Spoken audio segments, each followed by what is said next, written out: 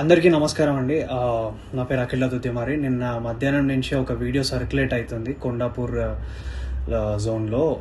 ఒక డెలివరీ అబ్బాయి రమేష్ అఖిల్ అనే ఒక అబ్బాయి మా ఎదురుగా ఉన్న ఒక ఫ్లాట్లో, చేలం రెసిడెన్సీ అనే ఫ్లాట్లో 201లో ఇవ్వాల్సిన పార్సల్ అరుణ రెసిడెన్సీ 201లో ఇచ్చాడు.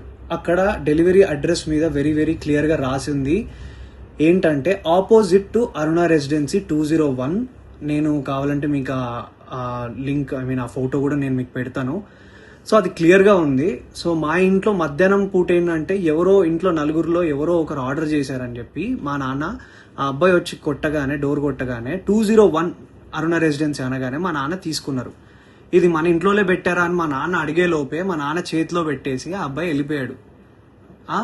ఒక ఆర్డర్ డెలివరీ ఇచ్చే ముందు కన్ఫర్మేషన్ చేసుకోవాల్సిన అవసరం డెఫినెట్లీ ఉంటుంది అనేది నేను అనుకుంటున్నా. ఒక ఓటీపీయో లేకపోతే కాల్ చేసో లేకపోతే ఆ పేరేంటో కనుక్కొని క్రాస్ చెక్ చేసుకొని ఇది కరెక్ట్ డెలివరీయా కాదా అని ఇచ్చుకొని వెళ్ళిపోవాలి. ఓకే, అబ్బాయి ఫస్ట్ ఒక తప్పు చేశాడు. ఓకే, రాంగ్ అడ్రస్ ఇచ్చేసి వెళ్ళిపోయాడు. మా ఇంట్లో తెలియకుండా మా అమ్మ తెలియకుండా ఆ కవర్ తీసి ఓపెన్ చేసి ఇంట్లో ఎవరు ఆర్డర్ చేసింది ఇది అసలు అని చెప్పి మా అమ్మ ఓపెన్ చేసింది, చూసింది. సరే ఇంట్లో ఎవరు ఆర్డర్ చేయలేదంటే అక్కడే పక్కన పెట్టేశాం. 20 నిమిషాల తర్వాత వచ్చాడు. ఆ అబ్బాయి కోసమే ఇవ్వడానికి అది పెట్టినాం. ఆ అబ్బాయి మా ఇంటికి అడిగినప్పుడు నేను ఆ అబ్బాయిని యాజ్ ఎ జనరల్ సిటిజన్గా, ఒక రెస్పాన్సిబుల్ సిటిజన్గా నేను అడిగిన క్వశ్చన్, బ్రదర్ మీరు అసలు క్రాస్ చెక్ చేసుకున్నారా అడ్రస్ అని అడుగుతా. ఆ అబ్బాయి చెప్పిన విధానం ఏంటంటే, లేదు నేను చూసుకోలే ఇచ్చేస్తా. ఆ అబ్బాయి తాగేసి ఉండి మాట్లాడుతున్న పదాలు అవి. అవును, లేదు చూసుకోలేదు ఇచ్చేసిన, నేను ఏంది ఇప్పుడు, ఏమైతుంది ఇప్పుడు, అది ఇది అని మాట్లాడాడు. అట్లా కాదు భయ్య, నువ్వు మంచిగా మాట్లాడు అని మాట్లాడుతుంటే మా మమ్మీ అటు నుంచి వస్తుంటే ఇది కొంచెం ఓపెన్ అయింది ఏమనుకోకుండా తీసుకోండి అని ఇస్తుంటే వాడు ఏంది ఫ్రీగా వస్తే తీసుకుంటారా, ఏందే ఫ్రీగా వస్తే తీసుకుంటారా అని ఇట్లాంటి మాటలు మాట్లాడినాడు. యాజ్ ఎ కొడుగ్గా నా ఫ్యామిలీని రక్షించుకోవాల్సిన బాధ్యత నాకు ఉంది. ఒక రెస్పాన్సిబుల్ పర్సన్గా మా అమ్మనో లేకపోతే మీ అమ్మల్ని ఎవరైనా ఏదన్నా కూడా ఎవరు ఊరుకోరు కదండి.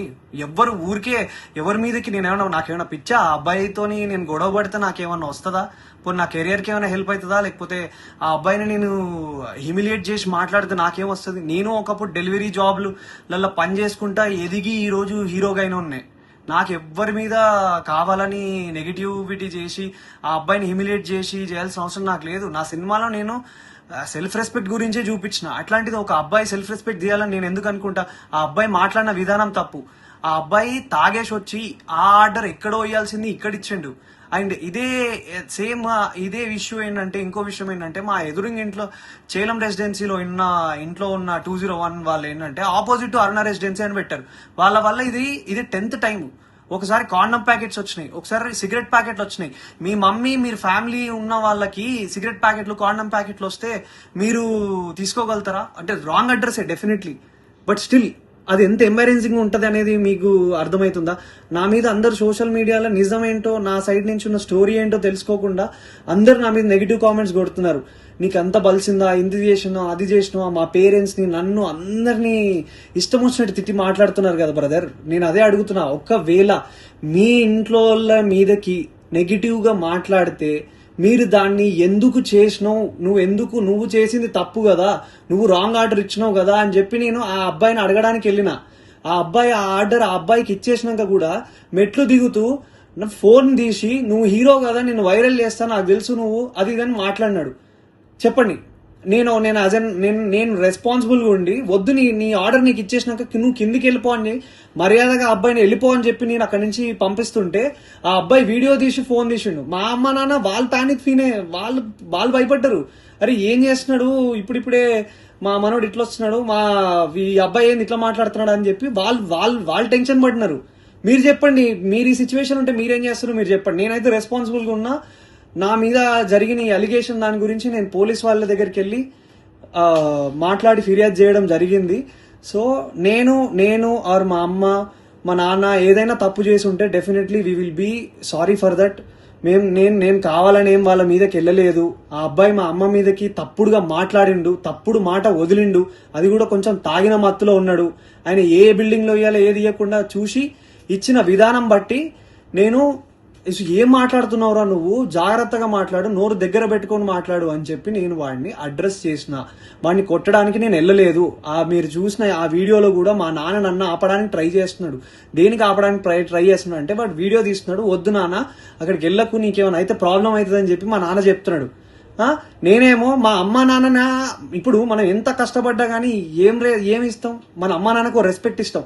అట్లాంటిది ఏ సంబంధం లేని అసలు మా ఆర్డర్ కాని దానికి మా ఇంట్లోకి వచ్చి మళ్ళీ బై మిస్టేక్ గా 20 నిమిషాల తర్వాత మళ్ళీ వచ్చి దానికి నేను ఆ అబ్బాయి వచ్చి ఇష్టం వచ్చినట్టు ఏందే ఫ్రీగా వస్తే తీసుకుంటావా అని మీ ఇంట్లో ఉన్న వాళ్ళని ఎవరినన్నా అంటే మీరు ఊరుకోగలుగుతారా బ్రదర్? మీరు చెప్పండి. నాకు నన్ను ఇన్ని మాట్లాడుతున్నారు కదా, I'm able to take it. నాకు ఓకే, నాకేం ప్రాబ్లం లేదు. తప్పు నాదైతే నేను తలొంచుకొని అబ్బాయికి సారీ చెప్పడానికి నాకు ఏ ప్రాబ్లం లేదు. కానీ ఒక డెలివరీ బాయ్ ఆ అబ్బాయి ఇన్స్టాగ్రామ్ ఓపెన్ చేసి చూడండి, హుక్కా బాటిళ్లతోని ఒక బైక్ కి సంబంధించిన నెంబర్ ప్లేట్ లేకుండా, కార్ కి సంబంధించిన నెంబర్ ప్లేట్లు లేకుండా ఉన్నారు. అలాంటివి ఫోటోలన్నీ పెట్టుకొని, హుక్కా ఫోటోలు పెట్టుకొని ఇవన్నీ చేస్తున్న అబ్బాయి, ఒక డెలివరీ అబ్బాయి చాలా ఇన్నోసెంట్ అని మాట్లాడుతున్నారు కదా. ఆ అబ్బాయి తాగొచ్చిండో ఏం చేసి వచ్చిండో ఎవరికి తెలుస్తుంది? ఎవరు దాన్ని తీసుకురాగలుగుతారో చెప్పండి. నేను రెడీ ఉన్నా. మీరు ఏదంటే అది చేయడానికి నేను రెడీగా ఉన్నా అందరికీ. And once again I request all the media and every one people, నేను ఒక మధ్య తరగతి మిడిల్ క్లాస్ కుటుంబంలో నుంచి వచ్చిన అబ్బాయినే. నేను డెలివరీలు చేసుకొని బతికే వచ్చిన. అట్లాంటి మా అమ్మ మా నాన్న డెలివరీ అబ్బాయిలు వస్తే మజ్జిగిచ్చి పండ్లిచ్చి పంపించిన రోజులు కూడా ఉన్నాయి. మా అమ్మను ఒక మాట అన్నారు, అది తప్పు, అబ్సల్యూట్లీ తప్పు. అది అలా అనడం ఏది కూడా కరెక్ట్ కాదు. అండ్ ఒక సైడ్ డెలివరీ అబ్బాయి నా మీద ఊసింది, నా మీద అన్ని అలిగేషన్స్ చేస్తున్నారు కదా. సీసీటీవీ ఫుటేజ్ ఉంటది కదండి, ఆ సీసీటీవీ ఫుటేజ్ తీసుకోండి. సీసీటీవీ ఫుటేజ్ తీసుకోండి, అది కూడా చూసుకొని అప్పుడు మీరు మీడియాలో సర్క్యులేట్ చేయండి. అఖిల్ నిజంగా బలుపెక్కి కొట్టుకుంటున్నాడా అని అప్పుడు వేయండి సార్ మీరు స్టేట్మెంట్లు. అప్పుడు వేయండి సార్ మీరు ఇలాంటి మాటలన్నీ ట్విట్టర్లో మాట్లాడుతున్న ప్రతి మాటలు. ఇప్పుడు కాదు కదా సార్, ఇది తప్పు కదా. ఒక విషయాన్ని కరెక్ట్ గా అది నిజమా కాదా అని తెలుసుకున్నాక ఒక ఆరోపణ వేయండి సార్. నేను 100% తప్పు చేస్తే నేను ఆరోపణ తీసుకోవడానికి నేను రెడీగా ఉన్నా. కానీ నేను తప్పు చేయకపోతే నా ఇన్స్టాగ్రామ్ లో అండ్ నన్ను డిఫేమ్ చేయడానికి ట్రై చేస్తున్న అందరికీ ఏం ఆన్సర్ చేస్తారు సార్? ఏం ఆన్సర్ చేస్తారు? ట్విట్టర్లో ఉన్న వాళ్ళైనా ఆ పేజెస్ లో నుంచి ఒక స్టోరీ, ఒక డెలివరీ అబ్బాయిని ఊరికే సరదాగా నాకేం అవసరం సార్? ఒక హీరోగా ఉండి నాకేం అవసరం? ఒకసారి ఆ డెలివరీ అబ్బాయి జోలికి వెళ్తే నాకేం వస్తుంది సార్? ఆ అబ్బాయి ఏమనకుండా అంటే నిప్పు లేదా పొగ వస్తుందా సార్? చెప్పండి, మీరే చెప్పండి సార్, నాకు అర్థం కావట్లేదు. ప్లీజ్ ఈ విషయాన్ని మీరు దయచేసి అందరూ అర్థం చేసుకోండి. నేను ఏ తప్పు చేయలేదు. నేను అక్కడ జనరల్గా రియాక్ట్ అయ్యాను. మా అమ్మ మీదకి మాట్లాడితే, మా ఫ్యామిలీ మీదకి మాట్లాడితే నేను రియాక్ట్ అయ్యాను. అది నేను ఒక హీరోగా ఉన్నాను కాబట్టి అది డెఫినెట్లీ తప్పుగానే, అది తప్పే, నేను కూడా ఒప్పుకుంటున్నా. అలా అంత అగ్రెసివ్గా రియాక్ట్ అవ్వాల్సిన అవసరం లేదేమో. కామ్గా ఉండి వెళ్ళి స్టేషన్లోకి వెళ్ళి చెప్పాల్సిందేమో. కానీ ఆ అబ్బాయి తాగిన మత్తులు ఇంకేదైనా చేస్తే ఎవరు సార్ రెస్పాన్సిబిలిటీ? సో నేను తీసుకోవాల్సి వచ్చింది. అండ్ ఆ అబ్బాయి క్లియర్గా బ్లాక్మెయిల్ చేస్తున్నాడు. నా వీడియో తీస్తా అని చెప్పి ఆ వీడియో పెట్టాడు. అండ్ ఇది నేను చెప్పాలనుకుంది ఇది సార్. ఇంకా మీ ఇష్టం. Thank you. జై హింద్.